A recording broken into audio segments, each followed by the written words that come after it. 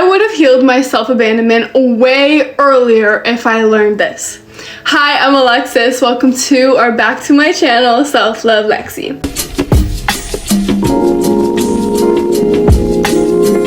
If you're new here, welcome. I'm Alexis. I'm a self-love coach and I teach women how to love themselves at the root. So with subconscious mind rewiring, emotional safety, identity transformation, and so much more, we go from not loving yourself, which looks like self-abandonment, not being able to set boundaries, people-pleasing, hyper-productive all the time, to absolutely and utterly in love with yourself. You can do this through the link in my bio. You can see my Stan store. I have some courses. You can sign up for my coaching as well as join free communities. If you see me looking here, I have my notes. Okay, I'm trying this new thing where I'm not gonna edit my videos as much. It's just gonna be raw and natural because honestly, if I'm being so real, it takes up so much of my time and I love posting for you guys, but I do not like editing. So that's what we're gonna do. I have my notes there. I was abandoning myself because my subconscious was mimicking my experience. When I was younger, I was abandoned by my dad. And what happens with the subconscious, it's not logical, okay? It reenacts emotionally intense experiences that you've experienced, as well as our nervous system, because we are wired for safety. And unfortunately, safety looks like familiarity to our bodies, okay? Even if that's going back to toxic relationships, toxic friendships, repeating old cycles, if it's familiar to your body, it means it's safe. Not logical at all. It's entirely emotional. And one thing that's so cool, a law of the universe or a law of yourself is that your internal will always reflect your external. So I had a big identity that I was abandoned because I was, right? But I would carry this with me everywhere. It'd be like a subconscious thing. Oh, I'm abandoned. I made a new friend. When are they going to abandon me? I started liking a guy. When are they gonna leave me? Because I had that subconscious block at a very, very young age, okay? So externally, this was mimicking by myself as well. And I would abandon myself by lack of boundaries. I can't even describe to you how big of a people pleaser I was. If somebody didn't like me, my whole world would literally crumble. I would nonstop think about it and I would do everything in my power to make that person like me, whether it was buying them candy. I used to bring candy to school and give it to every single person for the sole purpose, hoping that they would like me and that I'd be like invited at recess to hang out with them, stuff like that, right? And if you look at it in a biological perspective, it's totally understandable, especially as a kid. We all want to be liked. We want to be a part of the group, the tribe. We are social creatures. But to the extent that I did it was a little crazy. And it does come from trauma, again, because I was abandoned, so I had that wound subconsciously already. So I had to unlearn my people-pleasing programming. Whew, y'all. Okay, so my mom, love her to death. I hope she's watching this. She's done a lot of work on this, but she was a really bad people pleaser. And I was always taught, make everybody else happy before you. If everyone else is happy, then you're safe. And I was also taught this just in my life, right? Like I grew up with parents where if I did something that they didn't like, I would get disciplined. And that's like, I feel like it's a normal thing to go through. But the more and more I learned about the subconscious mind, the more when I have kids, I'm not gonna raise them like that, right? So I had to unlearn people-pleasing tendencies. And how I did this is I actually went the opposite way. Most of the times with inner work, you will find that you go the complete opposite. For example, if you were like a people pleaser like myself, I noticed it and I became so angry. I remember one time I was giving like candy to friends, and this is like when I was pretty grown. I was in like middle school.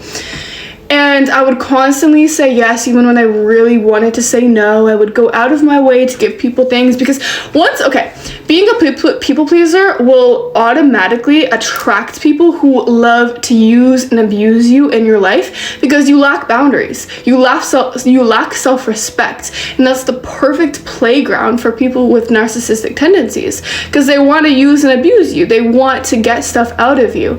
So I'd always have these friendships where like I was being constantly emotionally drained all the time, and I couldn't say no. I literally felt horrible to say no. Not only that, I'd be overgiving, but I could not ask for anything in return.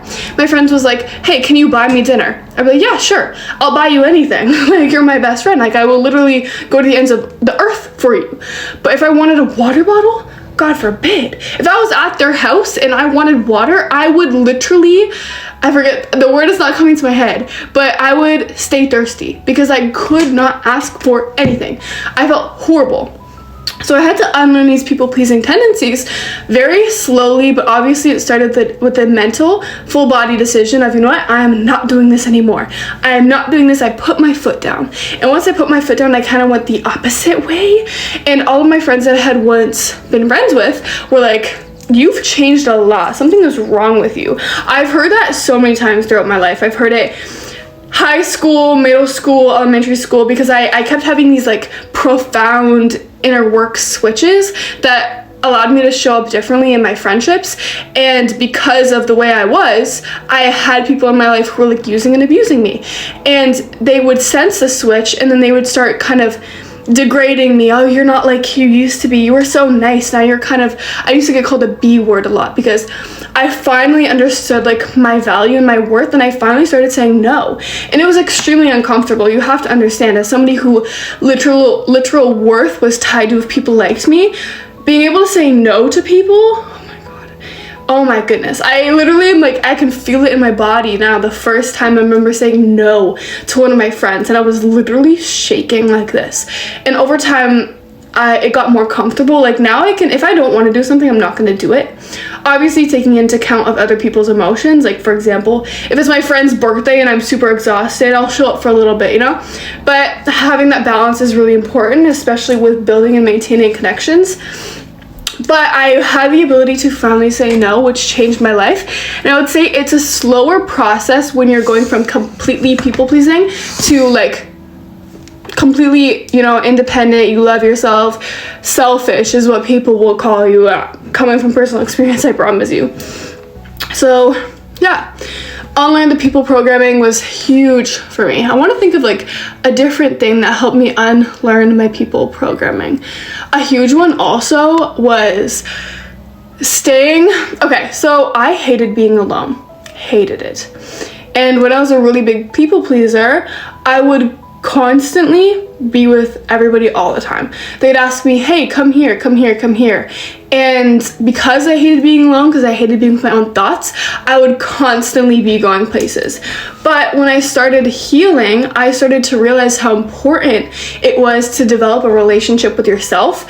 And so I spent more time alone. I got to know myself a little more. And then eventually, I started to notice that I still was saying yes every single time, even though I didn't want to go out. I didn't want to be at my friend's house super, super late, or when my friends would invite me somewhere, I actually didn't want to go, and I kept saying yes anyways. And so noticing this pattern, I would actually allowed myself one day, I made the internal decision, I made the internal decision, if I do not want to go, I am not going. And ever since then, I have actually been able to say no. And it honestly has really changed my life because I'm no longer living for everybody else. I feel so comfortable and confident in who I am. I know I'm worthy outside of what anybody else thinks, right? So if I say no to you and I have a boundary and a standard, and you go around telling people, oh, she's so rude, she's so selfish, okay, you think that then. Like, it has absolutely nothing to do with me. Next part is healing my self-worth. So again, my worth used to come from how other people perceived me a lot. In fact, I remember asking people, what did you first think about me? Because I was genuinely so curious how I was showing up in the world. And I don't think this is uncommon. I think everybody secretly wants to know like what other people think about them when they first see them, when they first meet them. But I had an obsession with it. I would ask strangers, what do you think about me when you see me? Like, I'd ask my best friends, tell me again, what did you think about me? Everything I did wrong. Like, I would just be so obsessed with people's perceptions of me, right? Which was not good. And I didn't have worth in myself, and I think that's also why I abandoned myself a lot. And I kind of want to get into what my self-abandonment looked like. I know I did a little bit with the not being able to set boundaries, with the people pleasing. But there's so many other ways that I actually had abandoned myself. There's a couple other ways I abandoned myself just from the top of my head.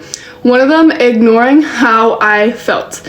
Now, obviously this was learned behavior, but every single time I felt a really strong emotion, I would self-harm. I would do something to completely avoid that emotion. And that is one way of self-abandonment as well. Another way I did it, I would not allow myself to rest ever. If I wasn't being productive, I was not worthy. And that's gonna be a whole other video as well.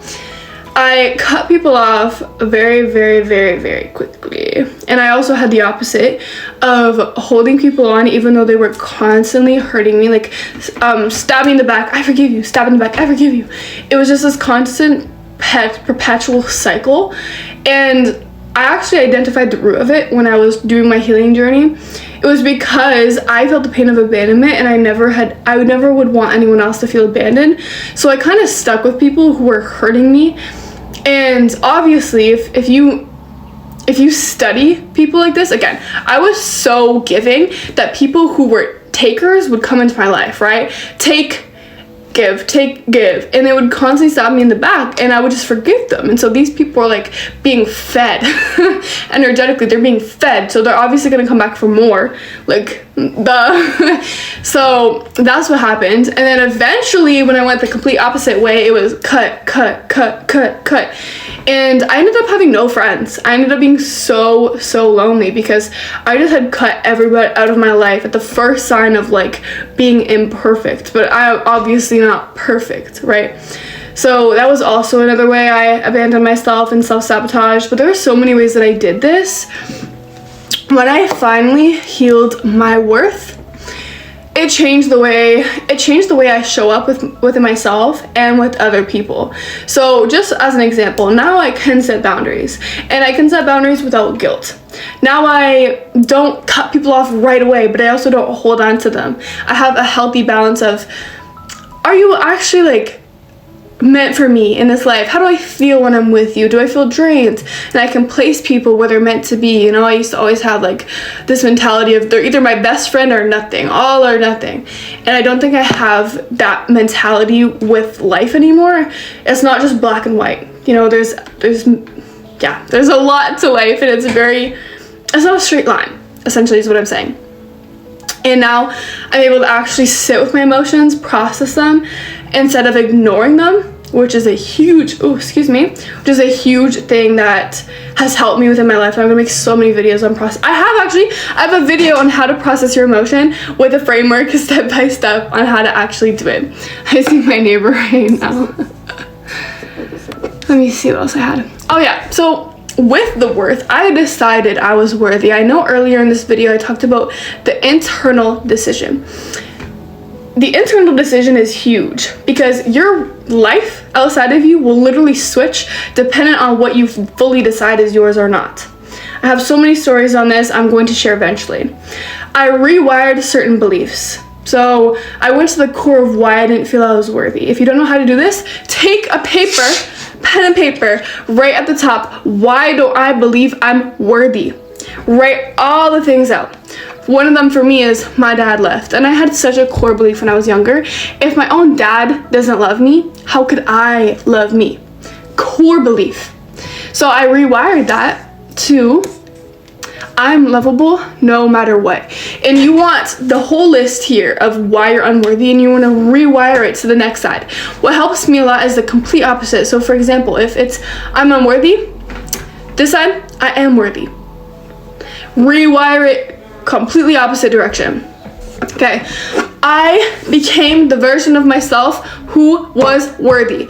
We all deep down have so many versions of ourselves, and you can actually easily tap into this. For example, right now I want you to sit down and I want you to imagine the version of yourself that is most confident, that loves herself so much, that would never abandon herself, that would stick up for herself, that trusts herself, loves herself. Imagine her for a minute. If you can't imagine it, write it down. But I promise you it's there. You actually can imagine this version of yourself. So in a certain reality, you could say it exists. And what we want to do is bring that version into the reality right now. And how you can do this is figure out key characteristics of this person. Because this video is about self-abandonment, we want to look at specifically the version of ourselves that doesn't abandon ourselves. If we are exhausted and our friend invites us out, are we going to go and abandon ourselves, or are we going to say no? And we take that characteristic of being able to set boundaries unapologetically and slowly incorporate it in our lives today. So you can do this with so many things as well. I would literally create an alter ego. Actually, my alter ego's name is Crystal. And whenever I had a problem integrating a new characteristic or a new belief, I would integrate it into Crystal. And when I needed it, I would step into Crystal and embody it. And then naturally it kind of came to me. For example, confidence was... I used to have confidence when I was a kid. I was so confident. And as I was growing up and social media was a thing, I was bullied, abandoned, manipulated, abused, all these things. I really lost my spark, and I kind of hid in my shell. I was super shy, hated myself. And I grew out of that. Not even grew out of that, I healed out of that. I healed out of that. It was because I created a version of myself that was confident. I remember going to my therapist and being like, I want to be confident. And she asked me, what would you do if you were confident? And I would tell her, I'd walk into rooms not caring what people thought. I would say what I wanted to say. I would wear what I want to wear. I would talk back. I would be sassy, because that's just like my natural self. You know, it's a little bit of my personality. And she said, incorporate that. And that was so scary to me, so scary, because I was so worried about being judged by other people. But when I actually incorporated that into my life, it became more natural for me. And now I'm extremely confident. Like, the people who know me will tell you, I am very confident. So it happens automatically. I embody it now because I repeatedly took action in alignment with who I wanted to be. Okay, I love this video. I hope you love this video as much as I loved making it. Love yourself as much as I love you. Like and follow for more. Mwah.